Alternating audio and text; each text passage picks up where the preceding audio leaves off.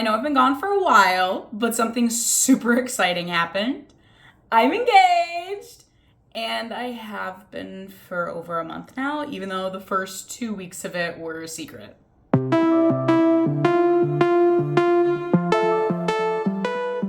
So today, I'm gonna spill the beans and take you through the timeline of Jordan proposing. Crazy. And also show you the absolute mess that is the beginning of my wedding planning process. But first, if you're new here, I'm Gia. I am a pretty average girl just trying my best. My shtick used to be fitness, but I feel like I've kind of pulled away from powerlifting, so this is me rediscovering who and what the heck I am when the gym is not my entire personality. So if that's your vibe, if you're along for the ride, welcome, and please do enjoy the show. So I have been with Jordan for 5.5 years. We got together in college, we met through a dating app, and he actually ghosted me for the first 4 months. It's a two-way street. I guess I could have messaged him, but I didn't. And one day his friend was scrolling through his app and he saw my picture and he smacked him and he was like, dude, don't be a dick. She's cool. Message her back. This was a mutual friend, and he is really the crux of all of this. If it was not for this mutual friend, Jordan and I probably would not have gotten together. So whatever, we go on a date and it was cool. He's nice, but I don't really expect there to be another one until there is. And then another one, and then we're seeing each other like every other day, and it just evolved and happened. A couple more things happened, but you don't really need the whole timeline of me and Jordan to get the crux of the picture. This was before COVID, and then about a year into our relationship, just over a year, COVID hits and he moves in, which felt really fast, but it was, a necessity at the time given the circumstance. And let me tell you, if you can stay together after living in an apartment, a 2-bedroom apartment with your roommate and her boyfriend that soon in your relationship and make it to the other side and still be together, you are meant to be. And after about 2 years in our relationship, I knew that we were meant to be. I was relocating to another state, and so my mom was traveling with me to go scope out housing, and we weren't sure if Jordan was going to come down with me or not. He was finishing his master's degree, and it depended on jobs and all this stuff. And my mom was trying to get a feel of how serious I was, so she was like, would you marry him? And I thought about it for a minute, and I said, yes, I will. And she said, how do you know? I'm known for a flair for dramatics, so that's a fair question. And I said, because I don't have to wonder about what else is out there. I'm not worried that I'm missing something. And that might seem so simple, but for me, that was so profound to not have to worry that I'm settling or that I'm missing out, or that if I don't keep a watchful eye, something is going to come along that's like meant for me, and I'm going to be so wrapped up in this, making the wrong decision that I'd miss it. And at that point with Jordan, I didn't have any of that. I didn't care what else came along because I was really happy with what I had. And it's only gotten better from there, which is crazy. So for the next 3 years, I pick on him. I ask him when he's gonna marry me, and he laughs it off. But looking back now, I can see the shift from when it went from a joke to a conversation. I didn't know it at the time, but about a year ago, he decided he did want to marry me. And he told me that he made this decision while we were on a cruise with my family, and I was drunk and singing karaoke to a room full of strangers. I can't even begin to describe how on brand that is for us. Fast forward a year, and here we are, January 2025.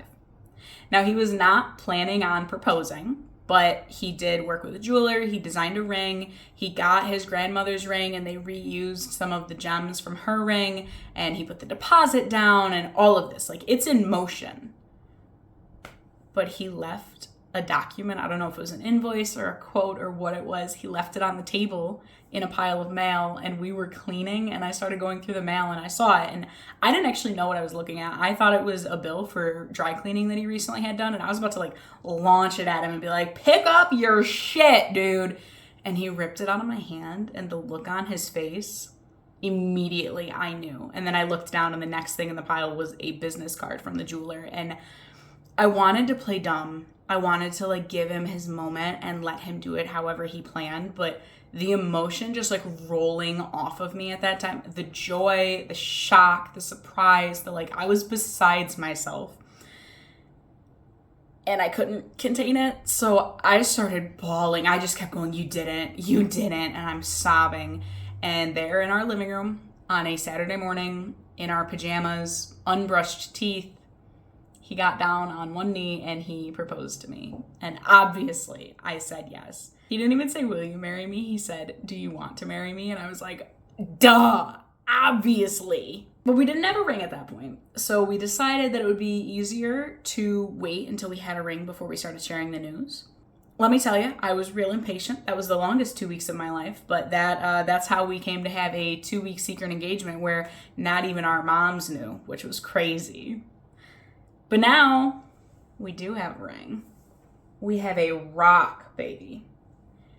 And that means that we can plan. And there is little that I love more than a nice spreadsheet. However, when I started planning, I was looking for a spreadsheet, whether it be paid or free. I didn't care. Like, I would pay for a good planning spreadsheet, but I couldn't find something that I liked. I didn't really know what I was looking for, so I think that was part of it, but nothing really spoke to me as I was going, so I decided I'm gonna make it myself. So this is a work in progress. I add to it as we get to the next piece of this, so eventually I'd like to have some sort of tracking for seating charts and I don't know, whatever else we come across in our process, but it's a really good jumping off point, I think, and it really helped me to organize my thoughts and figure out what I needed to be focusing on, at least what I think I need to be focusing on. So my goal is to, at the end of this, when it's more fleshed out, kind of templatize it so that future brides can have access to it. So I don't have a link yet, but I do plan to have a link once it has what I deem to be a full package, and I won't know that until we're deeper into planning. Without further ado, though, allow me to take you through, I was going to say my masterpiece, but really my chaos. The chaos that is my mind. All right, so hopefully if I do this right, you have access to the screen and you can see what I'm looking at, because if not, this is going to be really weird. The first page that I have is my dashboard. So my dashboard was kind of actually the last page that I made, but it pulls what I deemed to be relevant data from all of the other tabs to present it in a less overwhelming way. And you will understand when we get to like venues and caterers, those are very overwhelming pages. Now, we haven't made any decisions yet, so none of this data is fully filled in, but you can see contracted spend and vendors paid and left to book. So that's my vendor row, and all of that will update as we input information. Our guest row keeps track of how many people we actually send out invites to, the head count of people who RSVP yes, and also who we've sent an invite to and hasn't RSVP'd yet. A wedding website will probably take care of this a lot more eloquently, but I had the data there, so I was like, let me make the tabs. Worst case scenario, we don't use them. And then we have more venue-specific information down at the bottom. I want to update pending tours because it's not actually places that we have tours scheduled with. It's just any venue on our sheet that didn't have a tour yet. So I want to change it so that if we're not interested or we're not going to tour something, it doesn't count it. But for now, it's okay. It basically just helped me to count up how many venues I was really looking at, which, let me tell you, very overwhelming initially, especially when you don't know how to set a realistic budget. I have determined no good resource to set a realistic budget besides just doing the research and reaching out to people, which is very hard because they ask for what your budget is. We'll get to that. We have an easy to-do list that's really just a thought dump that's a little bit more organized than an open notepad. Helpful links, pretty self-explanatory. The party is wedding party. At this point, we're kind of brainstorming. I think we both know who we're going to ask to be in our parties, but for the sake of privacy, I do have it whited out. And then an open spot for questions. Party in that case refers to who I have to be asking the question to. So like a vendor or a caterer or whatever. And it's again, just more organized thought dump. So budget tracking. I partially used this in conjunction with resources like the Knot to establish a budget. So we picked what our max spend would be. Now for the sake of privacy, I did just pick a nice even number of $50,000. This is not our budget. This is just a budget. We then figured out using the Knot what percentage we wanted to spend of our budget on each category based on like what was the most important to us. So you can see that food is pretty important to us. Like catering alone, not counting a bar and not counting dessert, has 30% of the budget. So catering is pretty important to us and location is pretty important to us. So the venue. Other things are a little bit more piecemeal and don't have as much of the budget because they're just not as important to us. Once we determined the percentage that we wanted to spend for our budget, the spreadsheet does math to tell you, what your target is so that you have a budget per category. It then also takes the larger categories, so like space being venue, any rentals that you need, stuff like that. It'll sum it all up based on categories and give you a higher overview of where your money is being allocated to. So again, food and drink in our case has like almost 40% of our budget. Sorry, that was bad math. Food and drink has almost 50% of our budget. There's another graph that will pop in as we put numbers in to show you target spend versus actual spend. That's pretty easy. That's basic Excel stuff. The next 3 tabs are pretty much just duplicates of each other. So we have venues. Again, for privacy, I have my venues blotted out, but you can see interest level, whether or not we would be interested in it based on preliminary research. Tour, if we have it scheduled, if we haven't done it yet, if we've already done it, there's a complete option. We have next date, so if we have some sort of tour or call or something, we can keep track of when that's going to be. We have an estimate for 100 people, an estimate for 150 people. So some of these menus include food in their pricing just by default, so we had to be able to account for that. Some of these menus are just flat rate fees for the menu itself. Taxes and fees, this is its own column and it's just a percentage because the ones that are just the venue themselves tend to only be tax, which where we are is about 8%. Ones that include food or other services tend to have an administrative fee also, so that maths out to about 30%, so we can add that in manually, and then it will do the math for taxes and fees for 100 and 150 people, and then a blank spot for notes. I'm going to zoom through that because really that's the information you need. It's just for you to fill in with your information, but we just keep throwing vendors in here because at this point I need a good picture. I needed to figure out what sort of things fit into our budget, what sort of things don't, if our budget was realistic, and this really helped us to identify that because I thought we had an extremely healthy budget and now I am wondering if we actually have a bare minimum budget, which is a horrifying prospect.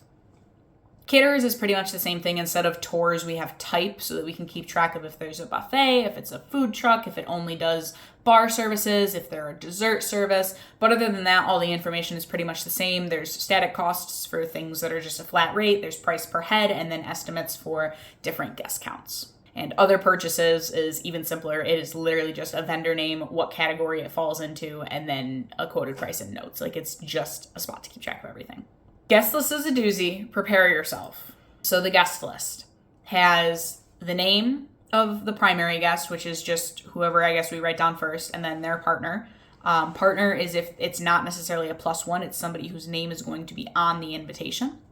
We have whether or not they've been invited yet, whether they've been sent an invite is a checkbox, and then RSVP number of guests. Now this was important because initially we weren't sure if we were going to have a kid-free wedding, so we needed a number of guests because it's not by default going to be 2 if people are bringing their kids. At this point, we have decided that we are just going to go with an adult-only wedding, so at most people will be RSVPing 2 people for our guest list, but the column is there. The relationship that this person or these people have with us, whether or not they get a +1, whether or not they have kids, and then the scoring system. I feel myself controversial about this one. I saw it online and a couple different people were using it, and I was like, well, that's kind of crappy. Like, you either want them there or you don't. But as we started working through our budget and realizing how big of a difference a head count makes on our budget, I understand why people are doing this. So preference tier maybe isn't the best way to name it, but it's basically how badly do you want this person at your wedding? Like, there are people on this list that if they can't make it, I would move the date. Like, I'm talking to these people now because if they're not available, I'm not holding it then. Obligation tier is exactly what it sounds like. There are some people that if I invite someone, I can't in good conscience invite them and not someone else. It's not that I have external pressures, it's how I personally feel. So obligation tier matters because if someone is like a B guest, like I want them there, but I'm not going to move the wedding if they can't make it, but they're an A-level obligation, like they need a space on that guest list. They can't not be on that guest list. There's some magic that goes on to take into account preference tier and obligation tier. So there's 9 different scores that you can get, and that's how you get your guest score. And then I ranked them. People who are 1s are, I will move the wedding for you. People who are 2s were guaranteed a spot. And basically, the closer you get to the end of the list, the more budget dependent it becomes. Total guests was just to sum up kids, which are no longer a thing. Total adults and total guests should be even now that we've taken kids out of it. And then side, just because I love data and I want to be able to filter on anything and everything. Those are really the important tabs. The last 3 tabs are pretty much just brain dumps. So I have design and inspo. I start in Pinterest for this. We can have a whole nother video about the Pinterest board because I have so many themes going, and honestly, I want to know, what themes would you love to see? I am not great at this, so if you already have them fleshed out, oh my God, give me your inspiration, please. But what themes do you love to see at a wedding, or what themes do you think would be cool at a wedding? Because I am just trying to draw inspiration from everywhere. We don't even have like a venue or a month picked out yet. We think we're targeting the summer just for weather dependency. But I would be very open to fall, so I need themes for both, because depending on when we are, I mean, I'm not going to have an Italian countryside wedding in November. I think that would just not vibe. Either way, I got distracted talking about themes. The last couple sheets are literally just open Excel sheets that I can just drop tables in as I go. So I've compared some dessert vendors because they do like per piece, and I wanted to see how much X amount of pieces would cost. And I compared some different seasons for one of the bougier venues to see if it's worth it for us to consider like an off-season February wedding for the discount. Monetarily it is, but I think I'd rather find a different venue for me personally. I wasn't super in love with it to the point that I would get married in the middle of the winter here, because the winters here suck. And the last tab was budget manipulation. That probably won't make it into the final spreadsheet because I actually don't use it. I just end up using budget tracking. I think budget manipulation in my head was so that I didn't have to disturb my budget tracking once we started making decisions, and I could see what it would look like if we allocated more money here and less here. But honestly, with as slim of a budget as we are working with, there's not a whole lot of wiggle room, so you don't really need to manipulate it. And if I am manipulating it, it does have to go directly onto my budget tracking because I need to see where that pans out. Either way, those are not the fun conversations. I am struggling with the budget. So if you have any tips there, I am also all ears. I am like walking the line between DIY bride and just like letting a venue take care of it for me, because I love a good DIY and I love a craft, but I also have not been married before, and I've also not been in a wedding party since I was a kid. Like, I was a junior bridesmaid. Jordan's been in a lot of wedding parties, but the groomsmen don't do stuff like that. At least his friends don't. So I don't really have experience with what it takes to plan this, and I don't want to bite off more than I can chew by saying that I'm going to DIY everything. Am I going to DIY some cutesy things? 100% absolutely. I love me a craft, but I'm torn between a DIY budget and a have the day I want without lifting a finger kind of budget, and I'm trying to find the happy medium somewhere in the middle there. So if you have any budget tips, any DIY tips, any general wedding tips, please let me know. If you have themes, please let me know, because I do think that that's going to be the next video, is literally just mood boards, wedding mood boards. Like, how fun would that be? But realistic mood boards. Bone to pick, real quick pivot here. Come here. All of the wedding content out there is so unrealistic right now. They're like, how cute would this be? And it's like a chandelier over every table and like crystal glassware that is like customized for every single guest. And that is not realistic. I cannot do that. Or like floral arrangements draping all over the ceiling. Do you know what kind of budget you need for flowers like that? It is not my budget. Okay, I'm rambling. If you made it this far, I love you. Thanks for bearing with me. Sorry I've been MIA, and I'm going to try and be back more consistently every week. That is the goal, but I will say I'm engaged, and I love planning, and it is a lot easier to just like rot at my desk and type things into the master spreadsheet than it is to pull the camera out and